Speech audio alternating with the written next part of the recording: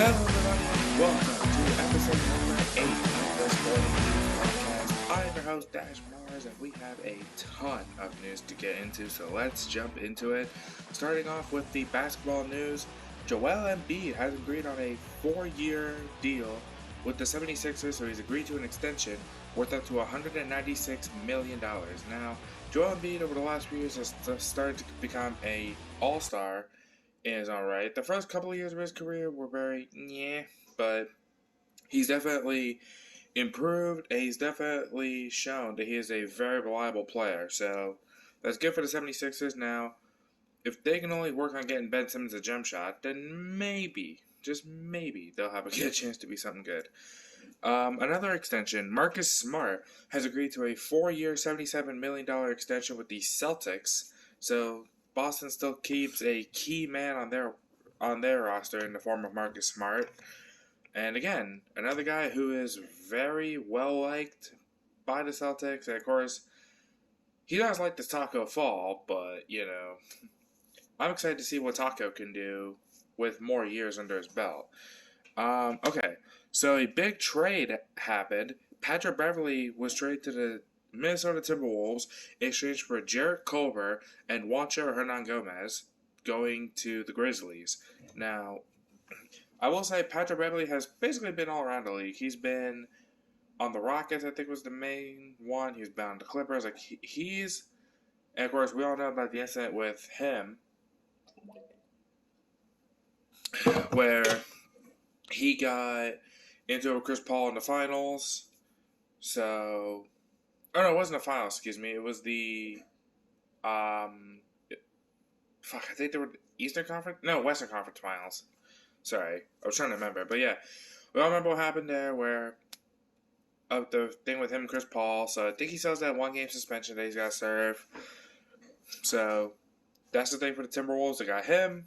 Good for them. Alright, so now we're going to jump into NFL now, as the NFL preseason is underway, and there's been a lot of new debuts, a lot of great action, and this is basically where we're starting to see how these young guys are going to go. Trevor Lawrence, Justin Fields, Zach Wilson, all those guys, where you finally get to see what they're capable of in these types of situations, and I've seen a lot of the games. They are done very, very well so far. Tim Tebow, though, who, as we know, was signed to the Jaguars earlier this year as a tight end, has now been released by the Jaguars. So it's only lasted one preseason game, and Tim Tebow's already out the door. I'm not surprised, considering they've got tight end help already, and Tebow, honestly, as much as I like the guy, he didn't work as a tight end. It's almost like the Colin Kaepernick situation where he's basically, I don't know, it's tough to explain, but we just know that he got released by Jacksonville and everything.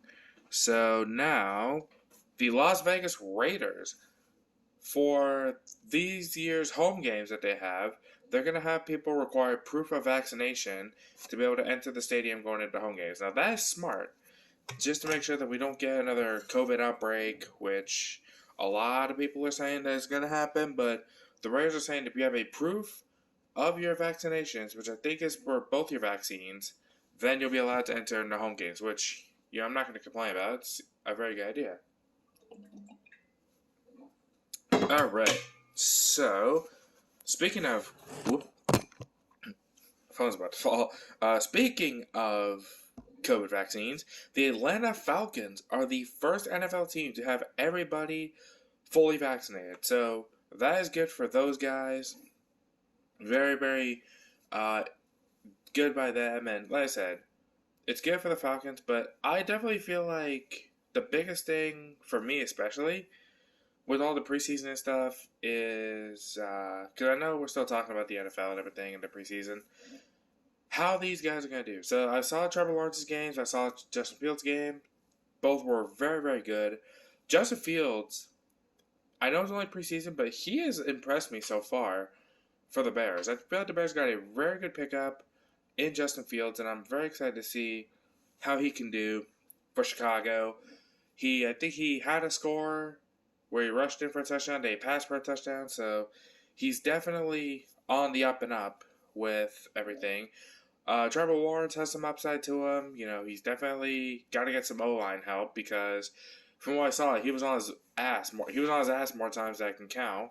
So it definitely seems to me that the Jacksonville Jaguars need to get offensive line help immediately. Otherwise, Trevor Lawrence isn't going to last too long in the league. So another big thing from preseason is I saw a play between the Colts and the Panthers where the Colts knocked the ball out of bounds and then Carolina recovered it. I watched that tape back and that was not cool. Like the Colts had the ball and then went out of bounds. Like he held on, like he grabbed the ball and but then went out of bounds after he touched it. So, for all intents and purposes, to my football knowledge, that should mean that the Colts will get the ball. But no, the referees made it to where Carolina kept the ball. Now, I'm a Panthers fan, and I was very, very upset. As a football guy, I was so upset when I saw that the Colts didn't get that play because, like I said, the ball was clearly out, didn't go out of bounds. It wasn't until the Colts guy touched it, and then it got pushed out of bounds, that everything went away. And like I said, it's usually last person to touch it gets the ball. So that was usually the rule of thumb that I was always told. So it seems like the Colts got robbed of that, and now there's a lot of stuff happening. Some other news that I almost forgot. Jamal Adams basically has said that if the Seahawks try to put the franchise tag on him next season, he is going to argue that he's a linebacker. Now, with his size, I can definitely see it, but he is known as a safety. But I feel like with the right argument, he could go as a linebacker. But this could also be a thing where Jamal Adams could either get traded or he could get that extension, or they could do like a sign and trade type deal if he goes to another team. So that's definitely something to keep an eye out for as well.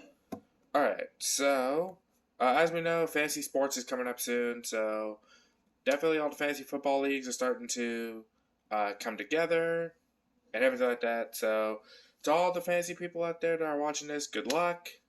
Let's have some fun this year. I'm definitely going to be a part of this fantasy league as well. But, we all want to win, so let's hope to God that we get the teams that we draft to get us to that championship. Anyway, moving on now to wrestling news. Brian Knobbs, who we know is a member of the Nasty Boys, is currently in the hospital right now for medical reasons.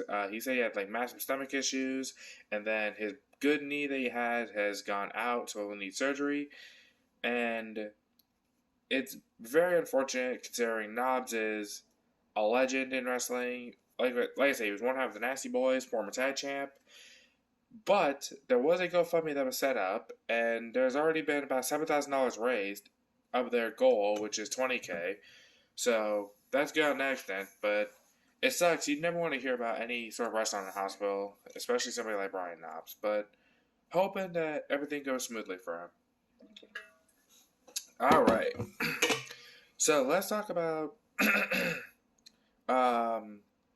AEW for a second, because Christian Cage beat Kenny Omega to win the Impact World title last week, and oh my god, that was by far one of the most amazing things I've ever seen, especially considering how Christian Cage has come back to wrestle in AEW, and now he's the Impact World Champion again. That is pretty awesome, to say the least, and it's the first World Championship that he's won since his world title in WWE. But for those that don't know, Christian Cage actually used to be NWA World's Champion in Impact Wrestling the first time around. So it's the first time in 16 years, I think. No, 15 years, because he won it in 2006. It's the first time in 15 years that Christian Cage has won the Impact World title again. So that's a hell of an accomplishment for Christian Cage. And now he has to challenge Kenny Omega for the AEW World title, which if he ends up taking the AEW World title as well off Kenny, is he the new belt collector? Is he the new Austin Aries? Or is he going to be the new bout machine? Who knows? Speaking of Kenny Omega, Ric Flair and Kenny Omega had a bit of a duel, in a sense, at a recent AAA show. I think it was for Triple Mania. After Kenny had his match with Andrade El Idolo, Ric Flair came out and then hit Kenny Omega, and that was a shock because Ric Flair in AAA, you would have thought, honestly, that he would have gone to AEW and did it there, but I've got a feeling Flair could end up going to AEW later on down the road. So here's just hoping that we get that soon and everything like that, but we just gotta wait and see, I guess. Some other news, Johnny Gargano and Candace Larae are expecting their first child together, which is very awesome to say the least. So more likely we won't be seeing them for quite a while. It's going to be just like the Becky Lynch situation where Candace is going to be gone for a while, and I got a feeling Johnny Gargano, along with Adam Cole, could get moved up to the main roster soon, because I have been hearing a lot of rumors that after Adam Cole signed the contract that he signed, that Vince has already said that they wanted to get storylines going for him for after TakeOver 36, because apparently I'm being told that he's going to get called up to the main roster, which is going to be pretty awesome to say the least. So, time will tell. We got to wait for that as well. But also, Karrion Kross is sort of on an up and down path in a sense where he's been winning, he's been losing, and it's funny that they don't have Scarlett with him. I definitely think sooner or later they're going to get Scarlett Bordeaux to the main roster with Karrion, but for now, it's not happening. Also, Damian Priest, glad to see him back, getting some reps with The Miz and getting some shots against, I think he's got a title match against Sheamus coming up soon, which is going to be pretty awesome to see. So, SummerSlam is already looking like it's going to be a very good card. So, if you guys have predictions for SummerSlam, let me know what you think. I'll give some of mine out right now. I'm going to go, I think Lashley's going to retain against Goldberg. I think Roman's going to retain against Cena. I would love to see Damian Priest win the U.S. title, but being a realist, I think Sheamus could end up retaining the championship there. But could we see Big E cash in the briefcase at SummerSlam? Who knows? So, there's that. I definitely think the Mysterios could regain the tag titles back from the Usos at SummerSlam as well. But that's just me. So, anyway, I do hope you guys enjoyed this episode of the Sporting News Podcast. We're so close to 10 episodes. We're 2 episodes away. I'm so excited. I want to thank y'all so much for all the love and support that you have shown throughout these. It has been very fun to do this. And, yeah, I will see you guys next time. I'm DashMars, signing off.